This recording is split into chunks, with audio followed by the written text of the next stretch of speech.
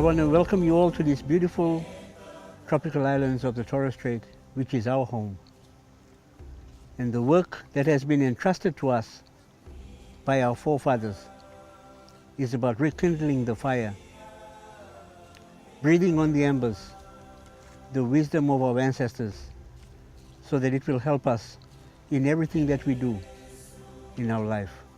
We've got the world's largest and healthiest dugong population. We've got 6 out of the 7 species of marine turtle. And we've got the most diverse seagrass meadows in the world. And both dugong and turtle rely on the seagrass. One of the biggest impacting issue on our pristine sea country and coral, and also other areas like low-lying islands, is climate change. We are concerned about the heat and the temperature in the water, which seem to be impacting and affecting the coral and the lovely coral life that we have at the moment. We need to manage, to monitor, to protect, conserve and look after our coral. So we are looking for the balance between the science and the cultural ecological knowledge.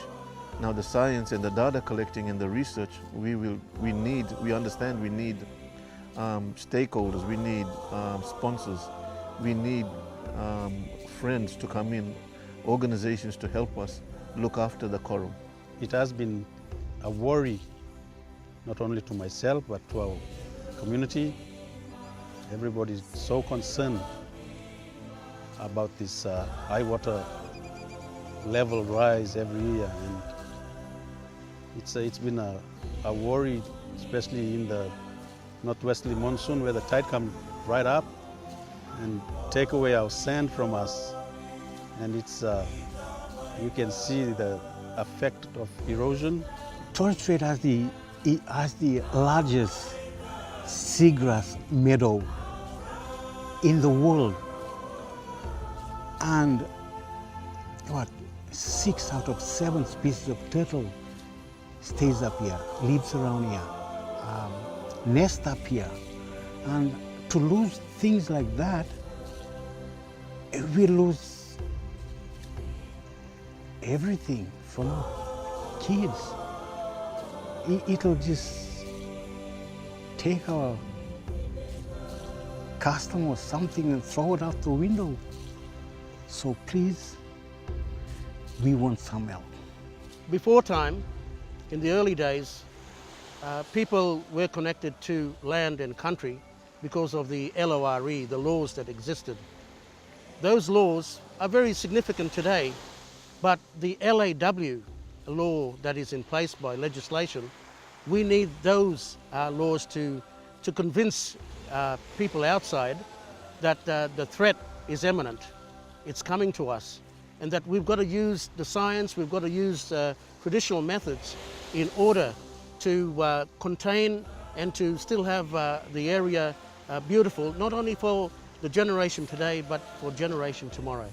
There's a saying that I always use, and it says, individual talent scores point, but it takes the team to win the game. And I guess what I'm saying is, individually, if we were an individual as an Indigenous people with the cultural knowledge of our area or understand this part, we might score certain points, but we're not about scoring point. We need to win the game here, and we need the team, we need the government, we need the researchers, we need the philanthropists, we need everyone to come in and win the game for our future, which is our kids in the world, not just for Torres Strait Islanders, but for every kids in the world. So because this is planet Earth, and this is something that Earth offers humanity, and it's for them, it's for the kids of the future. We need that Western science side of things to face the modern changes we have in life today, the impact that Mother Nature throws at us today. So we really needed to close that gap between our traditional ecological knowledge with Western science, and we really need that connection to help us. The dream I have is a continuation in some way of good partnerships, of more involvement of stakeholders that have a say, of really ultimately marrying the knowledge that traditional owners have, Indigenous people in this region have. Of course, they've been here for thousands of years, longer than scientists anyway. But bringing everyone to the table. So a good plan, in my eyes, would involve traditional knowledge based on thousands of years of knowing the environment, as well as more recent scientific Western science input. The protection of both the sea country and the islands, because it's viewed as the gateway to Australia. It is first and foremost special to us, but we know that it's special also to the greater Australia. So we need investors and sponsors to help us to protect this environment with the same principles, to look after and to take care of the pristine waters in our islands. The rangers are important so they can give information back to our people that of the erosion and the climate changes. It's good to be a ranger, to look after our sea, and so there's something for our future generation. Because of our forefathers, they left something behind for us, and we want to leave something behind for our generation. So I'm here to protect Masig for the future generation, for my kids and my grandkids.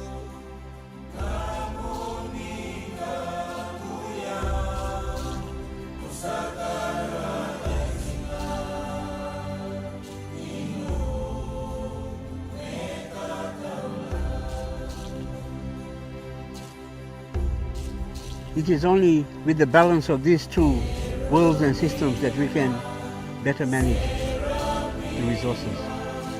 We owe it to Torres Strait Islanders, and we owe it to all Australians to keep our islands pristine and beautiful.